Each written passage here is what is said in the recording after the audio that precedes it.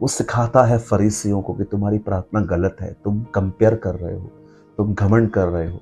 वो चेलों को सिखा रहा था कि कैसे एक विधवा की तरह जिसकी कोई मदद करने वाला नहीं है, इस एटीट्यूड में प्रार्थना करनी चाहिए। उसके बाद उसने कहा कि खेत के स्वामी से विनती करो कि वो खेतों को काटने के लिए मजदूर भेजे। उसने क्रूस पे प्रार्थना की, किड्रोन के नाले पे प्रार्थना की, उसने गसमनी में प्रार्थना की और क्रूस पे प्रार्थना कर रहा था। इवन आज भी देखा जाए तो लिखा है कि वो अपराधियों के लिए क्रूस स्वर्ग में विनतियां करता है। जीसस वॉज माइटी, यीशु सामर्थी था और है। क्यों?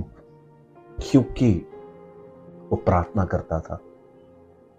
आज हम कई बार एक समय दुआ करते हैं, लेकिन उसके बाद हमारा कम्युनिकेट जो है, हमारा जो सहभागिता है खुदा के साथ, वो नहीं होती। इसीलिए हर तरह के थॉट्स, हेटरेट, नफरत के थॉट्स, एडल्ट्री, व्यभिचार के थॉट्स, कई बार हम फ्यूचर के डर से डरते रहते हैं कि पता नहीं क्या होगा। कभी बार हम पास में सोचते हैं कि काश अगर मैंने ऐसा नहीं किया होता तो आज कहीं और होता। मेरे भाइयों, मेरी बहनों, आप क्यों इतनी बातों को लेकर बैठे हैं?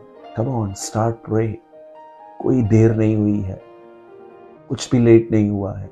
परमेश्वर आज भी आपकी जिंदगी में अपनी योजना पूरी कर सकता है, वो आपका उपयोग कर सकता है। कैथरीन कुलमैन अपने पिछले के सालों में एक ऐसी सेवा करके गई जो आज तक लोग याद रखते हैं। विगिसवर्थ ने लगभग 40 इयर्स के बाद एक सामर्थ्य सेवा की। मैं आज आपको एक चीज़ और बताना चाहता हूँ, स्पेशली यंग लोगों को। क्या आप जानते हैं, मैं किसी ओल्ड एज को नीचे नहीं कर रहा हूँ, बट जस्ट मैं आपको इनकरेज कर रहा हूँ कि क्या आप जानते हैं, जीसस ने जितने भी चेलों को चुना वो सब यंग थे। ऑल वर यंग, वे सब जवान थे। एक समय ऐसा निकालिए जब आप प्रभु के साथ एकांत में बात करिए, अकेले बात करिए। लेकिन जैसे आप अपने घुटनों पर आमीन बोलने के बाद उठ जाते हैं, डोंट बिलीव कि प्रेयर पूरी हो गई। यहां से एक्चुअली एक खूबसूरत सहभागिता, फेलोशिप स्टार्ट हुई है। अब परमेश्वर से कैजुअल टॉक करना सीखिए।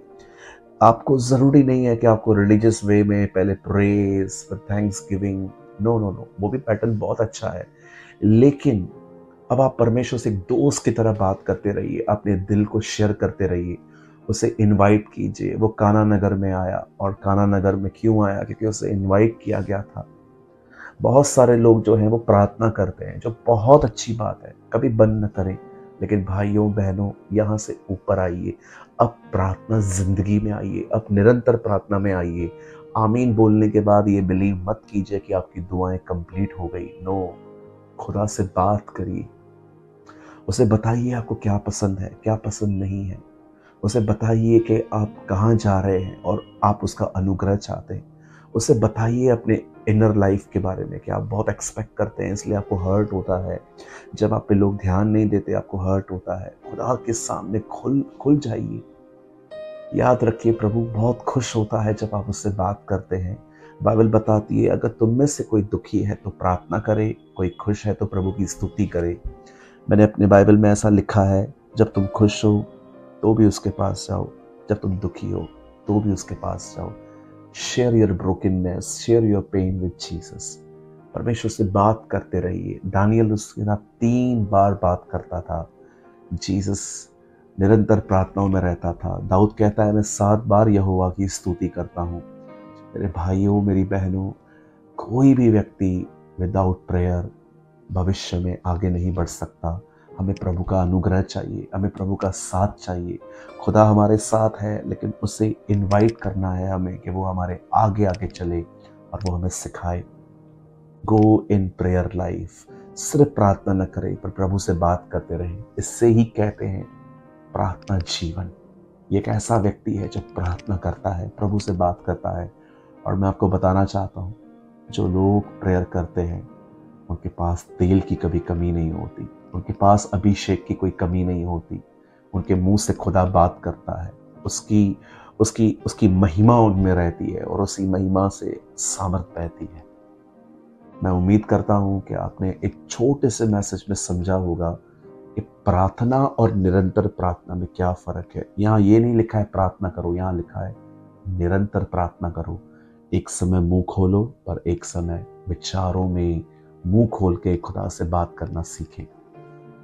मैं उम्मीद करता हूं कि आज आपका ये सवाल क्लियर हो गया होगा और आज के बाद आप प्रभु से बात करेंगे। और मैंने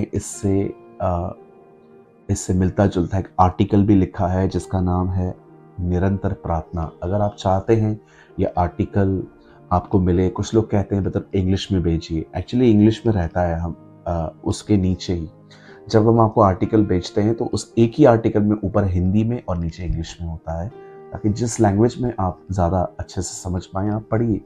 अगर आप चाहते हैं कि हम आपको यह आर्टिकल भेजें तो आपको इस नंबर पे जो इस समय आपकी स्क्रीन पर है बड़े अक्षरों में, इसे छोड़ और कहीं पर भी आप मैसेज मत भेजना, शायद रिप्लाई नहीं आएगा इस मैसेज का।